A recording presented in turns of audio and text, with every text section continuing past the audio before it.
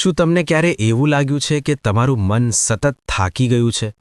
બહારની દુનિયા નહીં, પણ અંદર ચાલતો વિચારોનો તોફાન તમને ખાઈ રહ્યો છે. દરરોજ હજારો વિચારો, શંકા, ડર, તુલના, ગુસ્સો, નકારાત્મકતા. પરંતુ પ્રશ્ન એ છે કે જો શરીરને ડિટોક્સની જરૂર પડે છે તો મનને કેમ નહીં? આજે આપણે વાત કરીશું ડિટોક્સ યોર માઇન્ડ વિશે. એક એવી સફર જે તમારા વિચારોને શુદ્ધ કરીને તમારી જિંદગી બદલી શકે છે. ડિટોક્સ યોર માઇન્ડ પુસ્તક લખ્યું છે બેરી ડેવનપોર્ટ દ્વારા. આ પુસ્તક કોઈ જાદુઈ ફોર્મ્યુલા નથી આપતું. આ આપણને સમજાવે છે કે નકારાત્મક વિચારો આપમેળે નથી આવતા, એ આપણે જ તેમને જગ્યા આપીએ છીએ. આજના સમયમાં સોશિયલ મીડિયા, તુલનાઓ, કામનું પ્રેશર અને ભવિષ્યની ચિંતા, આ બધું આપણા મનને ધીમે ધીમે ઝેરી બનાવી દે છે. આ પુસ્તક શીખવે છે કે મનને સાફ કરવું એટલે માત્ર પોઝિટિવ થિંકિંગ નહીં, પણ કોન્શિયસ થિંકિંગ, અવેરનેસ. વિચારોથી દૂર નહીં, વિચારોથી જાગૃત બનો. કલ્પના કરો, સવારના 6 વાગ્યા છે, તમારો અલાર્મ વાગે છે, આંખ ખુલે છે અને એ જ ક્ષણે મન બોલવાનું શરૂ કરે છે. આજે પણ બહુ કામ છે, તમે સમય પર બધું કરી શકશો? ગઈકાલે જે ભૂલ થઈ એ ફરી નહીં થાય ને? તમારો દિવસ શરૂ થાય તે પહેલાં જ મન તમને થકાવી દે છે. પણ અહીં એક મહત્વનો પ્રશ્ન છે. આ અવાજ કોણ છે? શું એ તમે છો કે માત્ર એક વિચાર? વિચાર અને હું વચ્ચેનો ફરક. પુસ્તક કહે છે કે મોટાભાગના લોકો પોતાના વિચારોને જ પોતાની ઓળખ માની લે છે. જો મન કહે હું નિષ્ફળ છું, તો આપણે વિચારીએ હા, હું ખરેખર નિષ્ફળ છું. પણ હકીકતમાં વિચાર તો માત્ર એક મેન્ટલ ઇવેન્ટ છે. એ આકાશમાં પસાર થતા વાદળ જેવો છે. આકાશ ક્યારેય વાદળ બનતું નથી, એ ફક્ત વાદળોને પસાર થવા દે છે. એ જ રીતે તમે વિચાર નથી, તમે તો એ જાગૃતિ છો જે વિચારને જોતી છે. એક યુવક હતો, નામ ધરીએ રાહુલ. રાહુલને હંમેશા લાગતું કે એ ઇનફ નથી. જ્યારે પણ એ કોઈ પ્રેઝન્ટેશન આપતો, એના મનમાં અવાજ આવતો, લોકો શું વિચારશે? તું પરફેક્ટ નથી. એક દિવસ એણે નક્કી કર્યું, આ વિચારો સાથે લડવું નહીં, ફક્ત ઓબ્ઝર્વ કરવું. પ્રેઝન્ટેશન પહેલાં એ શાંતિથી બેસ્યો અને પોતાના મનને કહ્યું, હા, હું તારો અવાજ સાંભળું છું, પણ હું તું નથી. એણે વિચારને જવા દીધો અને આશ્ચર્યજનક રીતે પ્રેઝન્ટેશન તેની લાઈફનું બેસ્ટ બન્યું. શું બદલાયું? વિચાર નહીં, રાહુલનો સંબંધ વિચાર સાથે બદલાયો. અવેરનેસ એટલે શું? અવેરનેસ એટલે વિચારને રોકવો નહીં, વિચારને દબાવવો નહીં, વિચાર સાથે લડવું નહીં, ફક્ત જોવું. જ્યારે તમે વિચારને નામ આપો છો, આ ડર છે, આ શંકા છે, આ તુલના છે, ત્યારે તમે વિચારથી એક પગલું દૂર થઈ જાઓ છો અને એ જ ક્ષણે વિચારની શક્તિ ઘટી જાય છે, કારણ કે મન ઓટોમેટિક મોડ પર ચાલે છે. કોઈ તમને ક્રિટિસાઇઝ કરે અને તરત અંદર ગુસ્સો, કોઈ સફળ થાય અને તરત તુલના. આ બધું સબકોન્શિયસ પેટર્ન છે. પણ જ્યારે તમે અવેર બનો છો, ત્યારે તમે ઓટોમેટિક રિએક્શનને પોઝ કરો છો અને પોઝ વચ્ચે તમે ચોઇસ બનાવી શકો છો. આજથી એક પ્રયોગ કરો. જ્યારે પણ મનમાં નકારાત્મક વિચાર આવે ત્યારે તરત બોલો, ઇન્ટરેસ્ટિંગ, આ વિચાર આવ્યો. બસ. ન તો એનાલાઇઝ કરવું, ન તો આર્ગ્યુ કરવું, ફક્ત રેકગ્નાઇઝ કરવું. તમે જોશો કે વિચારનો ઇન્ટેન્સિટી ધીમે ધીમે ઘટવા લાગશે. અવેરનેસ એ ડિટોક્સનું પહેલું પગલું છે. જો તમને ખબર જ નથી કે મન ઝેરી બની ગયું છે, તો તમે એને સાફ કેવી રીતે કરશો? વિચારોથી ભાગો નહીં, વિચારોથી લડો નહીં, ફક્ત જાગૃત બનો. કારણ કે જે ક્ષણે તમે વિચારને જોવાનું શીખો છો, એ ક્ષણે તમે તમારા મનના માલિક બની જાઓ છો. મન માટે પણ સરહદ બનાવો. કલ્પના કરો, તમારું ઘર છે, સુંદર, સ્વચ્છ, શાંત. પણ જો તમે દરવાજો હંમેશા ખુલ્લો રાખશો, તો કોણ અંદર આવશે?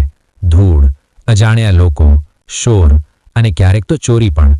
પ્રશ્ન એ છે કે જ્યારે આપણે આપણા ઘરની સુરક્ષા રાખીએ છીએ, તો મન માટે કેમ નહીં? મન પણ એક જગ્યા છે. પુસ્તક કહે છે મન એક મેન્ટલ સ્પેસ છે. દરરોજ તમે તેમાં કંઈક નવું ઉમેરો છો. સોશિયલ મીડિયા સ્ક્રોલિંગ, ન્યૂઝ, બીજાના મત, તુલનાઓ, ફરિયાદો. પરંતુ શું તમે ક્યારેય પૂછ્યું છે કે આ બધું અંદર જવા લાયક છે? મોટાભાગે નહીં. અમે દરેક વાતને અલાવ કરી દઈએ છીએ અને પછી કહીએ છીએ મન શાંત નથી. એક સ્ત્રી હતી, માનીએ તેનું નામ નીતા. નીતા રોજ સવારે ન્યૂઝથી દિવસ શરૂ કરતી. ક્રાઇમ, અકસ્માત, રાજકીય તણાવ, પછી ઓફિસમાં કોવર્કર્સની ફરિયાદો સાંભળતી. સાંજે સોશિયલ મીડિયા પર બીજા લોકોની પરફેક્ટ લાઈફ જોતી. ધીમે ધીમે એનું મન હંમેશા ચિંતા અને તુલનાથી ભરાઈ ગયું. એક દિવસ એણે વિચાર્યું કે મારા જીવનમાં શું ખરાબ છે કે હું સતત હેવી કેમ અનુભવું છું? જવાબ બહાર નહોતો. જવાબ એ શું કન્ઝ્યુમ કરતી હતી તેમાં હતો. જ્યારે એણે ન્યૂઝનો સમય ઘટાડ્યો, સોશિયલ મીડિયા લિમિટ કર્યો અને નકારાત્મક ચર્ચાઓથી ડિસ્ટન્સ લીધો, એનું મન હળવું થવા લાગ્યું. મેન્ટલ બાઉન્ડ્રીઝ એટલે શું? મેન્ટલ બાઉન્ડ્રીઝ એટલે દરેક વિચાર, વ્યક્તિ અને માહિતી માટે ફિલ્ટર રાખવું. કોણ સાથે કેટલો સમય પસાર કરવો, કઈ વાત સાંભળવી અને કઈ ઇગ્નોર કરવી, ક્યારે ના કહેવું. આ સેલ્ફ રિસ્પેક્ટ છે. ઘણા લોકો શું કહેશેના ડરે દરેક ચર્ચામાં ફસાઈ જાય છે. પણ યાદ રાખો, દરેક આર્ગ્યુમેન્ટમાં જવું જરૂરી નથી. દરેક ડિબેટ જીતવી જરૂરી નથી. ક્યારેક સાયલેન્સ સૌથી મજબૂત બાઉન્ડ્રી છે. એનર્જી કન્ટેજિયન. એનર્જી કન્ટેજિયસ હોય છે. જો તમે 10 મિનિટ કોઈ નકારાત્મક વ્યક્તિ સાથે બેસો તો તમારું મૂડ બદલાઈ જશે. પરંતુ 10 મિનિટ કોઈ પોઝિટિવ ગ્રોથ માઇન્ડેડ વ્યક્તિ સાથે બેસો તો પ્રેરણા મળશે. તેથી સવાલ એ છે, તમારા સર્કલમાં કોણ છે? મેન્ટલ ડિટોક્સ માટે ફિઝિકલ ડિસ્ટન્સ પણ ક્યારેક જરૂરી બને છે. Digital boundary. આજના સમયની સૌથી મોટી જરૂર. આજના સમયમાં સૌથી મોટી લીકેજ શું છે? મોબાઈલ. અમે સવારે ઉઠતા સાથે ફોન લઈએ છીએ અને રાત્રે સૂતા પહેલા સુધી સ્ક્રીન પર જ રહીએ છીએ. દરેક નોટિફિકેશન એ આપણા ધ્યાનની ચોરી છે. પુસ્તક સૂચવે છે ડિજિટલ બાઉન્ડ્રી બનાવો. Notification off, social media time limit, sleep પહેલા 1 કલાક સ્ક્રીન ફ્રી. તમે જોશો કે મન કામ થવા લાગશે, કારણ કે નોઇઝ ઓછું થશે. Physical reflection. તમારે તમારા મનને પૂછવું છે કે શું હું જે કન્ઝ્યુમ કરું છું એ મને મેન્ટલી સ્ટ્રોંગ બનાવે છે કે મેન્ટલી વીક? જો જવાબ વીક છે તો સરહદ બનાવવાનો સમય આવી ગયો છે. મન એક બગીચો છે. જો તમે દરવાજો ખુલ્લો રાખશો તો કોઈ પણ અંદર આવી જશે. પરંતુ જો તમે સરહદ બનાવશો તો ફક્ત એ જ લોકો અને વિચારો અંદર આવશે જે ફૂલ ખીલે. મેન્ટલ બાઉન્ડ્રી બનાવવી સ્વાર્થીપણું નથી, એ સેલ્ફ કેર છે. કારણ કે જ્યારે તમે તમારા મનની રક્ષા કરો છો ત્યારે તમારી શાંતિની રક્ષા કરો છો. Replace and rewire. ખાલી ન કરો, બદલો અને મનને ફરીથી વાયર કરો. કલ્પના કરો, તમે તમારા ઘરમાંથી જૂનો તૂટેલો ફર્નિચર બહાર ફેંકી દો છો. ઘર ખાલી થઈ જાય છે. પણ જો તમે તેમાં કંઈ નવું ન લાવો તો શું થશે? થોડીવારમાં ફરી કચરો ભેગો થઈ જશે. એ જ નિયમ મન પર પણ લાગુ પડે છે. માત્ર નકારાત્મકતા દૂર કરવી પૂરતી નથી.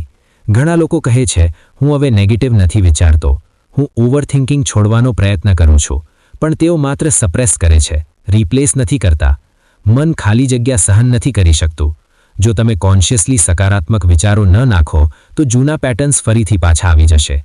ડિટોક્સ એટલે રિમૂવ પ્લસ રિપ્લેસ. એક જીવંત વાર્તા.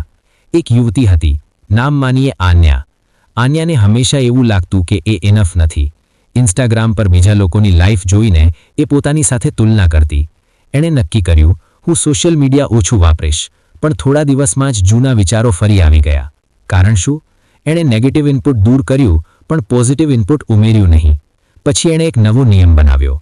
દરરોજ સવારે 10 મિનિટ ગ્રેટિટ્યૂડ લખવું, અઠવાડિયામાં એક સેલ્ફ ગ્રોથ પોડકાસ્ટ સાંભળવું અને દરરોજ પોતાને એક પોઝિટિવ અફર્મેશન બોલવું. 3 મહિના પછી એનું સેલ્ફ ઇમેજ બદલાઈ ગયું. વિચાર બદલાયા કેમ? કારણ કે ન્યુરલ પાથવેઝ બદલાયા. બ્રેન રીવાયરિંગ કેવી રીતે થાય છે? સાયન્સ કહે છે, neurons that fire together wire together. જે વિચાર તમે વારંવાર કરો છો એ મગજમાં સ્ટ્રોંગ કનેક્શન બનાવે છે. જો તમે દરરોજ કહો, હું નથી કરી શકતો, તો મગજ એ પેટર્ન મજબૂત બનાવશે.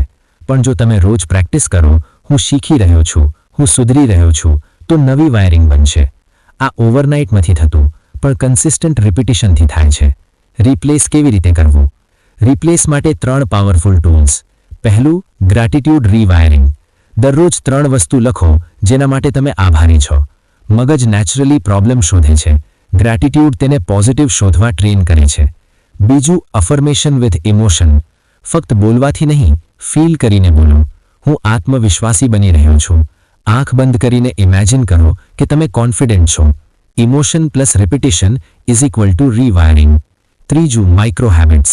નાના એક્શન મોટા ફેરફાર લાવે છે. જો તમે લેઝી ફીલ કરો છો તો 1 કલાક જીમ જવાની જરૂર નથી, ફક્ત 5 મિનિટ વોક. એક્શન માઇન્ડને સિગ્નલ આપે છે કે હું બદલાઈ રહ્યો છું. એક પાવરફુલ રિફ્લેક્શન. જો તમારું મન એક સોફ્ટવેર છે તો તમે કઈ વર્ઝન પર ચાલી રહ્યા છો? Old fear version, comparison version, self doubt version. Replace and rewire એટલે નવું અપડેટ ઇન્સ્ટોલ કરવું. ડિટોક્સનો ત્રીજો અને સૌથી મહત્વનો પગલો છે ફક્ત કચરો બહાર ફેંકવો નહીં, પણ બગીચામાં નવા બીજ વાવવું. યાદ રાખો, મન ખાલી જગ્યા રહેતું નથી, એને દિશા આપવી પડે છે. જો તમે કોન્શિયસલી ચૂઝ નહીં કરો તો ડિફોલ્ટ પ્રોગ્રામિંગ ચાલશે, પરંતુ જ્યારે તમે રિપ્લેસ કરો છો અને રોજ થોડું રીવાયરિંગ કરો છો, ત્યારે એક દિવસ તમને સમજાશે તમારું મન હવે તમારા વિરુદ્ધ નહીં, તમારા પક્ષમાં કામ કરે છે. અને એ જ સાચો ડિટોક્સ છે. Practical lessons, what you can apply today. જ્ઞાન નહીં, અમલ જ જીવન બદલે છે. અત્યાર સુધી આપણે સમજ્યું awareness, mental boundaries, replace and rewire. પણ એક સવાલ હજુ બાકી છે. આ બધું સાંભળ્યા પછી આજથી શું શરૂ કરવું? ચાલો સરળ, નાના અને પ્રેક્ટિકલ પગલાં જોઈએ. પહેલું, 5 મિનિટ થોટ વોચિંગ રિચ્યુઅલ.